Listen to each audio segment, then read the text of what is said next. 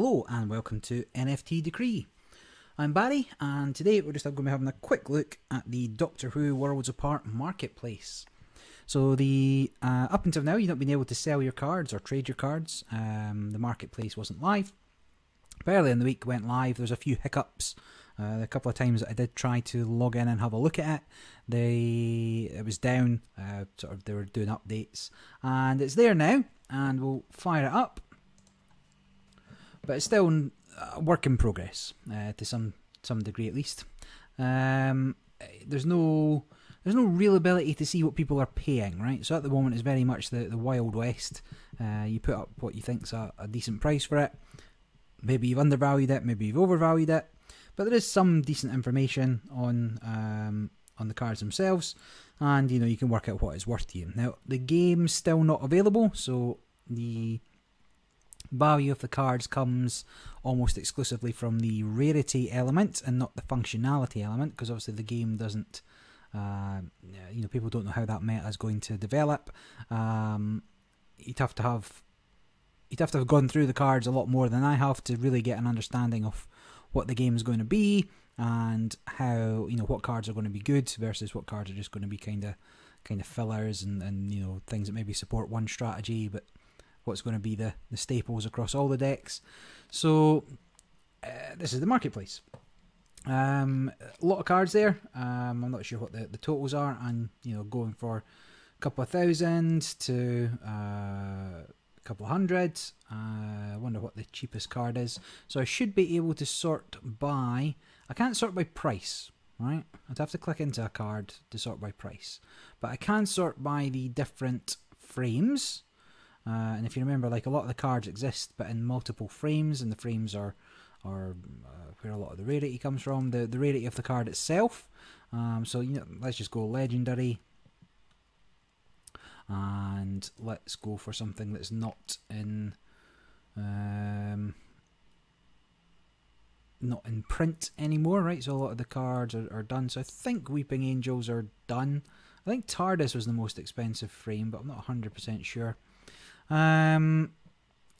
anyway, you can see what's available. So the name of the card, I can't search by card either, so that's another thing that needs to happen.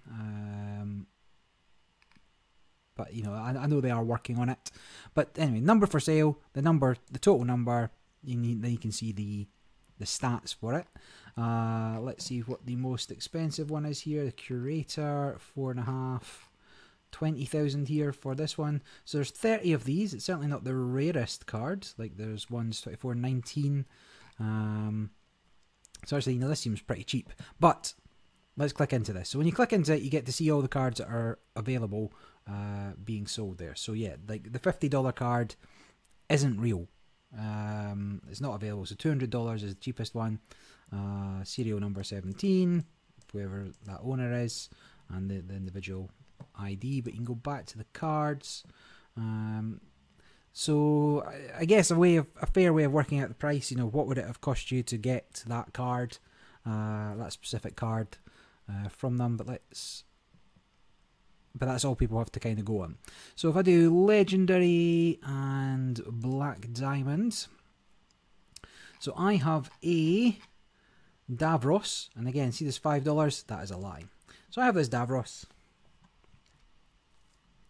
There's only 32 cards in this format, and the cheapest one, $350, going up to sort of $940, and there's only 32 total. So like neither of these are the what's the word I'm after? They're neither the final card nor the first card in terms of serial number. This one's probably, I'd pay the extra $1 just for the low serial number there. But $350 for a card. Is that right? I don't know, right? I don't know. You've also hover over for the market value, which I think's the average? Can't be average. Average of the... I don't know. I don't know how they establish market value. Maybe that's what somebody's paid for it. The average of what people have paid for it might be the case. Let's see if we can find something else. So this is 555. The Beast. Don't even know what that's from.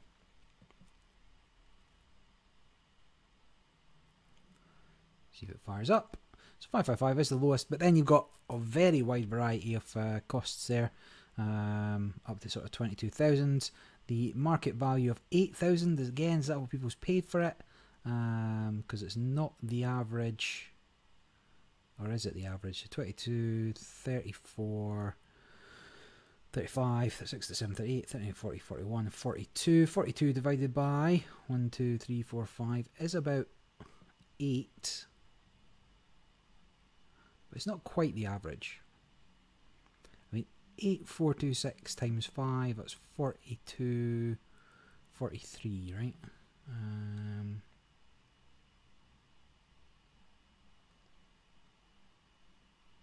20, 30, whatever. I'm not going to do the maths. I don't know how it's calculated. But the fact you can't search for cards at the moment, or specific cards you want, you can't see all the different frames that each card kind of comes in. You can sort by price. So let's rewind some of these.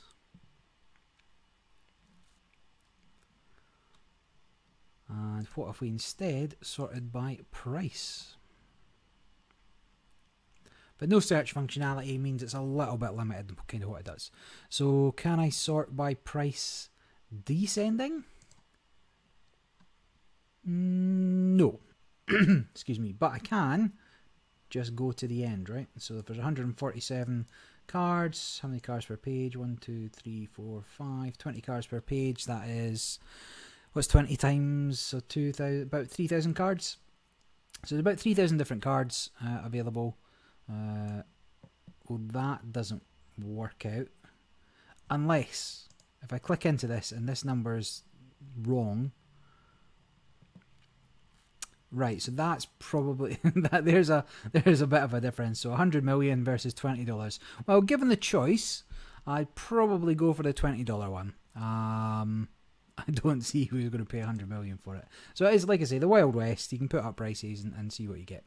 Anyway, it's not ideal, but it is getting worked on, and there'll be more filters. What we really need is a sales. Is to see the price of previous sales, so sales graph on each card at least, card by frame. We need to see, historically what people are paying for these things and kind of what they're worth. Figure out what they're worth based on, market demand, at least until the game comes out. But that is the Doctor Who marketplace. They did have their, I was in the Telegram group, they did have their first 5 sales on the day it kind of came out, and the prices were somewhere between sort of $8 and like $50, right? There was nobody buying the bigger value ones, but like I say, that was day one.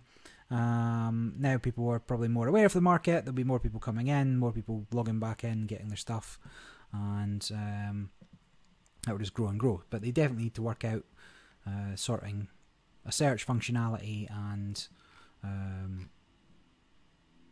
the market still needs to figure out what things are worth. But because it was down for a couple of days, I did get some free Pandax. I think I was supposed to get 1,000, but only got 500. But whatever, free's free, right? Other than delaying this video, it didn't make much difference. So I still got these, which obviously give us the same cards each time, but I did buy back 500 Pandax. Nothing too special. Got purple. 8th Doctor. TV Doctor. TV Doctor? Well, movie Doctor. A T-Rex 6'4". Yeah, fine. A Cybermat. What the hell is that? Put that down, sack it for more mana in future turns, Nether Sphere. But this is an exciting one. Fake news central. I wonder if that was a politically aligned episode that I've not seen. But anyway, activate the abilities. Cost 1 more to activate for each fake news central monk statue and benevolent monk you control. Interesting, messing with the other player's curve. Certainly if you've got a few of these out, that makes everything prohibitively expensive. So I wonder what kind of wipes are available in the game. So so let's return to the packs. Let's go to my collection. So these are the cards that I got, which is cool. What if we list stuff? What if we list something? Let's see what's worth something. So we'll go back to the marketplace. I want to create a listing. I want to... Let's see what I can sell this for. So it's got market value 432. I don't want to sell it. I don't really want to sell anything at this point, but let's set the price for... let's set it... What would I be happy to sell this at? Well, I could buy one for 300, right? So if I sell this for 500... There we go, 500. I can even go down to the pennies. I suppose that's fine when you're selling cheaper cards, right? So add that, include a description to your listing. Please buy my Davros. Please buy my Davros. It is the best one. And a 5% fee, so that's a fixed fee. They do have the artist info, right? So the artist Marco Dotti. So NFTs are interesting in that, you know, there's been a lot of work done to ensure artists get paid fairly, and you know, when people are reselling it, that they get a portion. That tends to be set at around the 10% mark. I guess it's a little different, you know. It's not, you know, they're just sort of, are they TV images? I'm not even sure. But the 5% fee overall is pretty cheap for selling things on the marketplace. Let's do it. So I'd get $475. Pains me that Doctor Who is not in pounds, right? It should be in Great British pounds. Or in some sort of crypto. Now processing or receive an email confirmation this is complete. One thing about Doctor Who is they love to send you an email. I've got 5 emails, for one for each of those cards that I just opened. Every time I log in, I get 10 Pandacs, I get an email. Every time I do anything on the site, I get an email. So I can imagine that's going to be super, and there's no way of switching it off. But I can imagine that'd be super annoying for people that are doing stuff in bulk. You're going to have to set up an email or a mail rule just to put all your Doctor Who emails in. Anyway, if I sell that for 500, I'll buy some more packs, see what happens. Otherwise, I'll just kind of keep an eye on the marketplace, see if things settle. If there's anything interesting, I'll do another update. Like if somebody sells something for 100,000 or not even 100,000, you know, by the time you get $1,000 sale and a $5,000 sale, 10,000, 20,000, just kind of picking up. Just interesting to see how it goes, and if they do make significant improvements to the marketplace, I'll do another video. Or if I sell my Davros, then I'll like I say, get some more packs and do another pack opening. But until next time, this is NFT Decree signing off.